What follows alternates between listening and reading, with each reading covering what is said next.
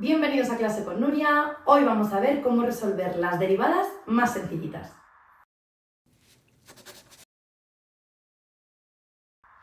Por aquí tenemos las primeras derivadas que deberemos aprendernos de memoria porque son las más sencillitas y a partir de estas podremos hacer las siguientes que serán más complicadas. Vamos a ver las primeras que hemos puesto por aquí.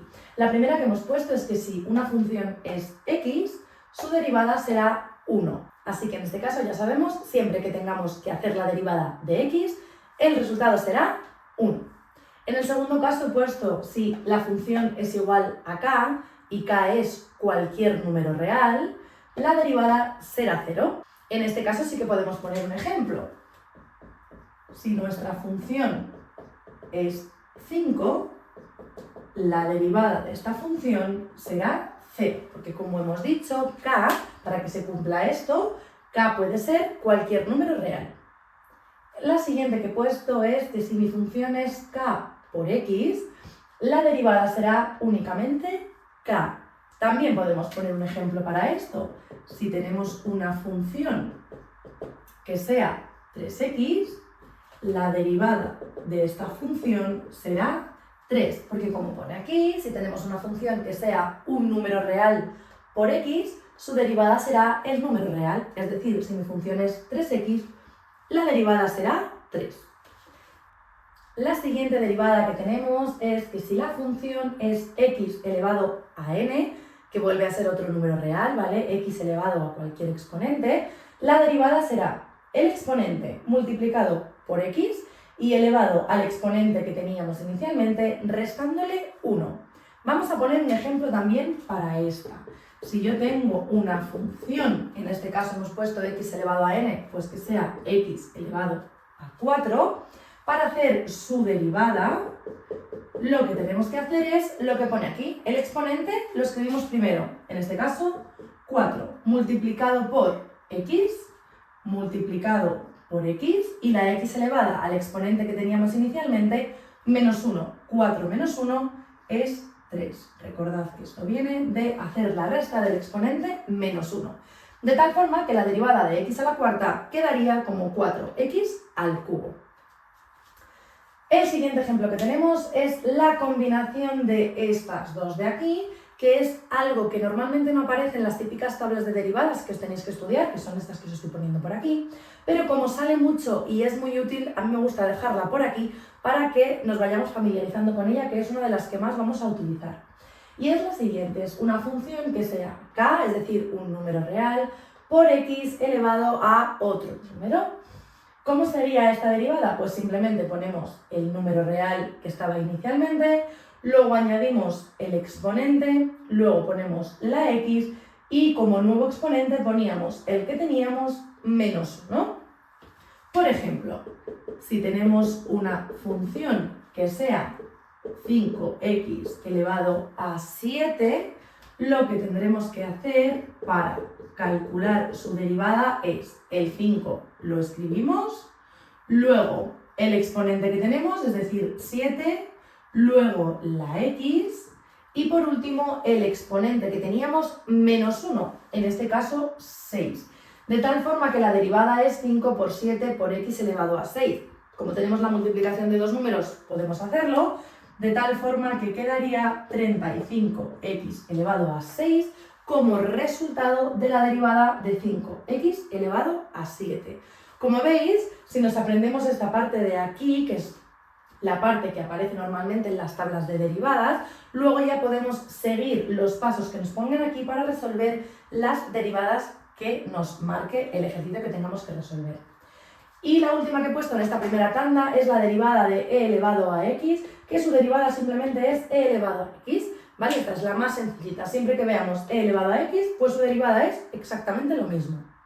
Ahora voy a borrar por aquí y voy a poner las siguientes derivadas sencillitas que tenemos que aprendernos. Por aquí tenemos las siguientes derivadas que nos tenemos que estudiar para completar esa tabla. La primera que tenemos ahora es cuando tenemos una función que es a elevado a x, siendo a cualquier número. Esa derivada será a elevado a x, tenemos que escribir lo mismo y añadir multiplicado por logaritmo neperiano de a.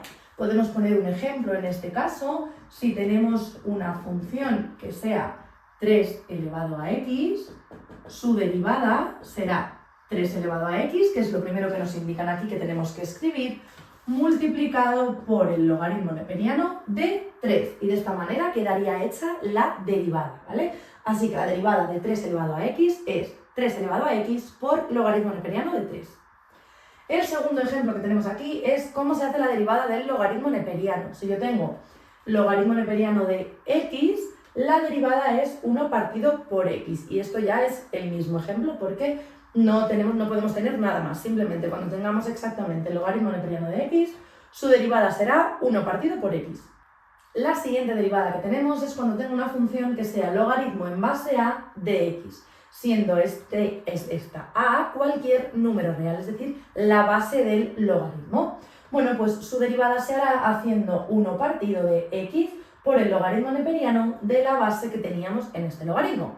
Así que vamos a poner un ejemplo en este caso. Si la función que tenemos es el logaritmo en base 5 de x, la derivada de esta función será 1 partido de x por el logaritmo neperiano de 5. Es decir, ponemos 1 partido de x por el logaritmo neperiano de la base que teníamos en ese logaritmo. Y de esta forma ya tendríamos hecha la derivada del logaritmo. Vale, hemos acabado con la parte de logaritmos, ¿vale? Hemos visto que aquí esto no es un logaritmo, pero al hacer la derivada nos aparece un logaritmo neperiano. Aquí tenemos la derivada del logaritmo neperiano y aquí la derivada de cualquier otro logaritmo que tenga cualquier otra base. Y ahora vamos a empezar con las trigonométricas. Tenemos la del seno, coseno y tangente y luego aparecerán las de arco, seno y arco tangente. Pero vamos con estas.